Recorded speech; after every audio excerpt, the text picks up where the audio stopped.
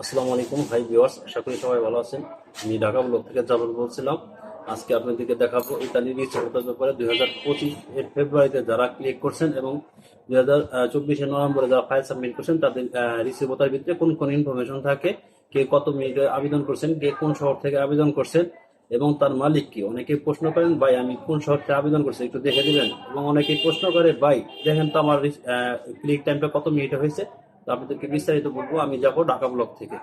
লাল যে মার্জিন করা ঘরটা, এই ঘর দেখে আপনি বুঝতে পারবেন সহজেই আপনি কোন স্পেয়ারি থেকে আপনার আবেদন হয়েছে।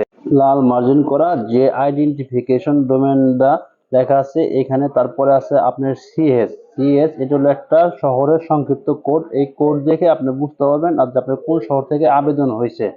আপনি ডাটি লেখার নিচে যে মার্জিন করার দাগটা দেখতে পাচ্ছেন, এটা হলো আপনার মালিকের নাম, যে মালিক আপনার কাগজ জমা দিয়েছে। এবং আপনার যদি নুস্তা ওঠে ইত্যাদি গিয়ে এই মালিকের আন্ডারে আপনার কাজ করতে হবে।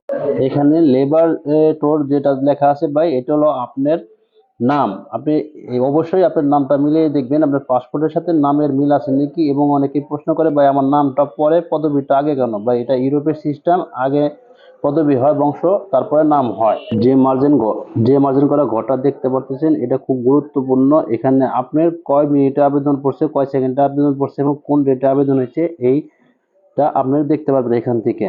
আপনার যেমন আপনার এখানে 3 মিনিট 58 সেকেন্ড এবং পরে 99 সেকেন্ডের কথা বলা হয়েছে এবং 12 তারিখ 12/2/2025 আবেদন হয়েছে।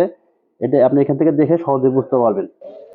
আপনি এটা দেখে বুঝতে পারবেন আপনি কোন ক্যাটাগরিতে আবেদন জমা পড়ছে। আপনার এখানে আছে DF25C স্টেজ, মানে আপনি এগ্রিকালচারে আবেদন করছেন এবং যারা স্পন্সর এবং ডোমেস্টিক আবেদন করছেন তাদেরটা অন্যটা থাকবে। আমি ঢাকা ব্লক থেকে জাফর বিজয় নিচ্ছি। পরিবারকে সময় দিবেন, পরিবারকে ভালো রাখবেন। বা ইতালিতে চলে যাওয়ার পরে সবচেয়ে এই পরিবারটাকে বেশি মিস করবেন।